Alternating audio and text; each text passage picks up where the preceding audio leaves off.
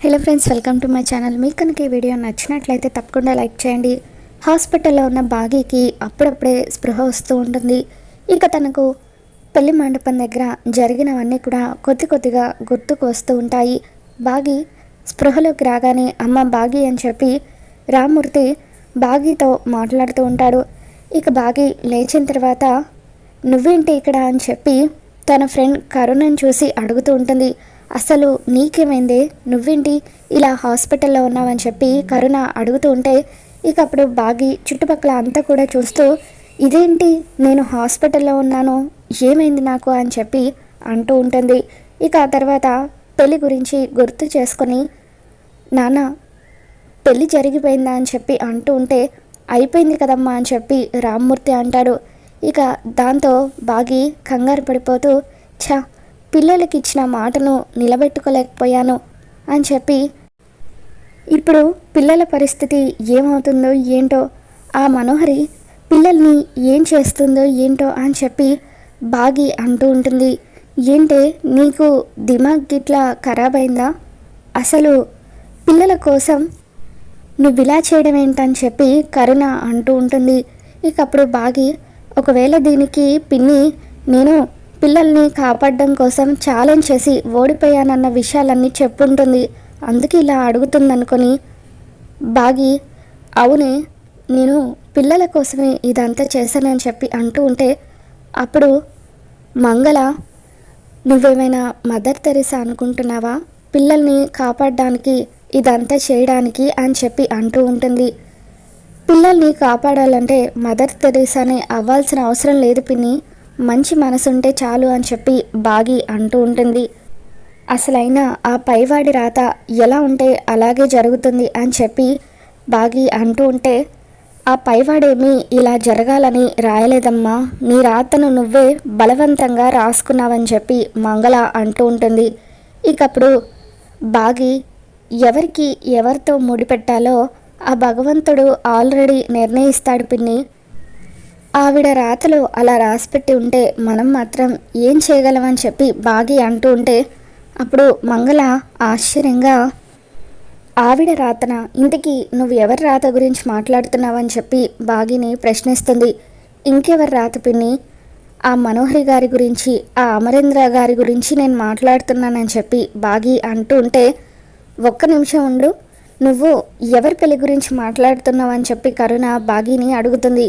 ఇంకెవరి పెళ్లి గురించే, మనోహరి గారికి సార్కి జరిగిన పెళ్లి గురించి అని చెప్పి బాగీ అంటూ ఉంటే ఇకప్పుడు కరుణ ఏంటే నీకు మైండ్ కానీ ఖరాబ్ అయిందా, పెళ్ళి జరిగింది నీకు అమరేంద్ర గారికైతే ఆ మనోహరితో అంటున్నావేంటని చెప్పి బాగీతో కరుణ అంటుంది. ఇక దాంతో బాగీ ఆశ్చర్యంగా ఏం మాట్లాడుతున్నావు నువ్వు, మైండ్ ఖరాబ్ అయింది నాకు కాదు నీకు, అసలు నాకు అమరేంద్ర గారికి పెళ్లి జరగడం ఏంటని చెప్పి బాగీ అంటూ ఉంటే అప్పుడు రామ్మూర్తి అవునమ్మా మీ ఫ్రెండ్ చెప్పేది నిజం, నిజంగానే బాబు గారితో నీ పెళ్లి జరిగిపోయింది అని చెప్పి బాగీతో అంటూ ఉంటే ఇకప్పుడు బాగీ నేను ఇదంతా నమ్మలేకపోతున్నానని చెప్పి అంటూ ఉంటుంది. మరి పెళ్లి జరగకపోతే నీ మెడలోకి ఆ తాళి ఎలా వచ్చిందని చెప్పి కరుణ అడుగుతూ ఉంటుంది. దాంతో బాగీ ఏంటి నా మెడలో తాళుందా అని చెప్పి అలా గట్టిగా కళ్ళు మూసుకొని భయంగా తన మెడలో ఉన్న తాళిని బయటకు తీసి చూసుకొని ఒక్కసారిగా షాక్ అవుతూ ఉంటుంది. ఈ పోరేంది మా అందరినీ మోసం చేసి ముసుగులో పీటల మీద కూర్చొని తాళి కట్టించుకొని ఇప్పుడు ఇలా మాట్లాడుతుంది ఏంటి అని చెప్పి మంగళ అనుకుంటుంది. ఇక రామ్మూర్తి బాగీతో అమ్మ బాగీ ఇదంతా ఎందుకు జరిగిందో తెలీదు, కానీ బాబు గారితో నీ పెళ్ళవ్వడం అనేది మాత్రం నిజమమ్మా అని చెప్పి అంటూ ఉంటారు. మరోవైపు ఆరు గుప్తా ఇద్దరు కూడా గార్డెన్లో మాట్లాడుకుంటూ ఉంటారు. ఇకప్పుడే పంతులు గారు ఇంటికి వస్తూ ఉంటే ఆరు గుప్తాతో గుప్తా గారు అసలు ఈ టైంలో పంతులు గారు ఇక్కడికి ఎందుకు వచ్చినట్టు అని చెప్పి అంటూ ఉంటుంది. సంభావన కోసం అయి ఉంటుందని చెప్పి గుప్తా అంటూ ఉంటే లేదు గుప్తా గారు, ఈయన ఇంకెందుకో వచ్చినట్టుగా నాకు అనిపిస్తుంది, అంతకు ముందు కూడా అంతే, నేను చనిపోయిన తర్వాత మా ఆయనకు మరొక పెళ్లి జరుగుతుందని వీళ్ళే విత్తనాన్ని నాటారు, ఇప్పుడు ఆ విత్తనం మహావృక్షమయ్యి మా ఆయనకు బాగీకి పెళ్లి జరిగిపోయింది, ఇప్పుడు కూడా ఇంకేదో చెప్పడానికి వచ్చారనుకుంటా, వెళ్ళి విందాం పదండి అని చెప్పి ఆరు గుప్తా ఇద్దరు కూడా కిటికీ దగ్గర నిలబడి పంతులు గారు ఎందుకు వచ్చారో అని చెప్పి చూస్తూ ఉంటారు. పంతులు గారు వచ్చిన తర్వాత అమరు వాళ్ళ అమ్మ నాన్న ఇద్దరు కూడా నమస్కారం పంతులు గారు అని చెప్పి పంతులు గారికి నమస్కారం చేసి, మీరేమో మా అమర్కి మళ్ళీ అరుంధతి లాంటి అమ్మాయే భార్యగా లభిస్తుందని చెప్పారు, కానీ ఇంట్లో పరిస్థితులు చూస్తుంటే మిస్సమ్మ అసలు ఇంటి కోడలుగా అడుగుపెట్టే అవకాశమే కనిపించడం లేదు. మిస్సమ్మ వాడితో తాళి కట్టించుకుందని చెప్పి వాడు మిస్సమ్మ మీద చాలా కోపంగా ఉన్నాడు పంతులు గారు అని చెప్పి అమర్ వాళ్ళ అమ్మ నాన్న ఇద్దరు కూడా పంతులు గారితో చెబుతూ ఉంటే, ఇక అప్పుడు పంతులు గారు, చూడండి అమ్మ, పెళ్ళిళ్ళు స్వర్గంలో నిర్ణయించబడతాయి, వీళ్ళిద్దరికీ ముడిపెట్టాలని ఆ భగవంతుడు అనుకున్నాడు కాబట్టి ఇన్ని జరిగి వీళ్ళిద్దరికీ పెళ్లి జరిగింది. ఇష్టం ఉన్నా ఇష్టం లేకపోయినా కూడా వాళ్ళిద్దరూ కలిసి కడదాకా వాళ్ళ బంధాన్ని కొనసాగించాల్సిందే అని చెప్పి పంతులు గారు అంటూ ఉంటారు. పెళ్ళి శాస్త్రోక్తంగా జరిగింది, అలాగే పెళ్లి తర్వాత జరగాల్సినవన్నీ కూడా సాంప్రదాయబద్ధంగా జరగాలి, లేదంటే ఇంటికి కీడు చుట్టుకుంటుంది. సూర్యాస్తమయంలోగా ఇంటి కోడలి చేత ఇంట్లో మీ ఇలవెలుపు దగ్గర దీపాన్ని వెలిగించాలి, త్వరగా వెళ్ళి అమ్మాయిని అబ్బాయిని ఎక్కడున్నా కూడా ఇంటికి తీసుకొని రండి, 7 తర్వాత ముహూర్తం బాగోలేదని చెప్పి పంతులు గారు అక్కడి నుండి వెళ్ళిపోతారు.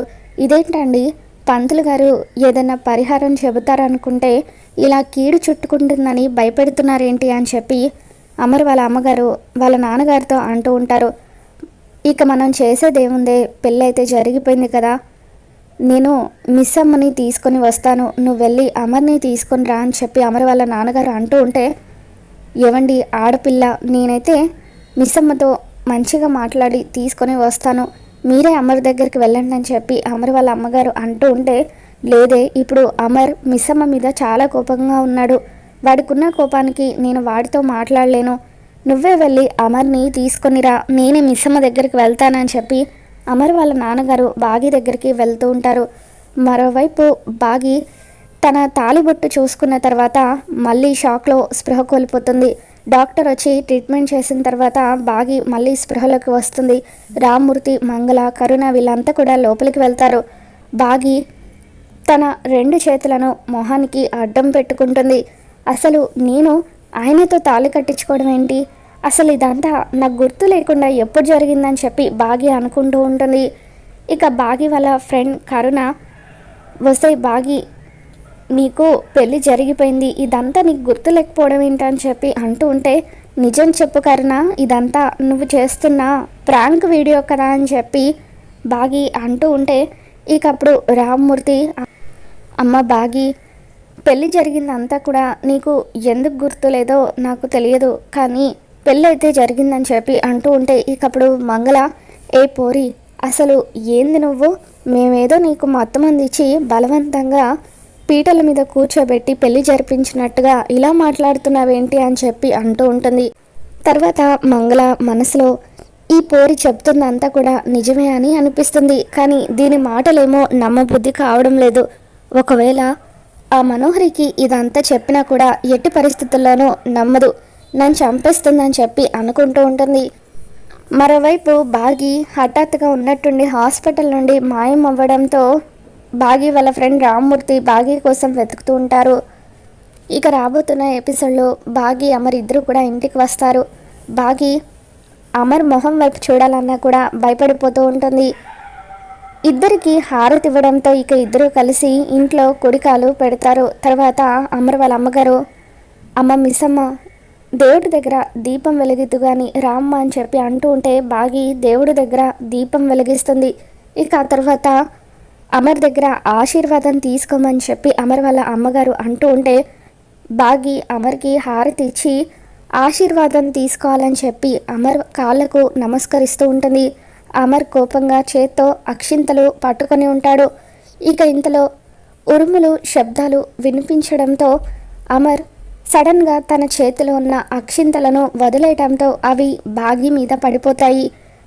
సార్కి నా మీద ఎటువంటి కోపం లేదా అని చెప్పి బాగి అనుకుంటూ ఉంటుంది. మరి నిజంగానే అమర్కి భాగ్య మీద ఎటువంటి కోపం లేదా, ఏం జరగబోతుందో మళ్ళీ మన ఛానల్లో తెలుసుకుందాం. వీడియో నచ్చినట్లయితే తప్పకుండా లైక్ చేయండి.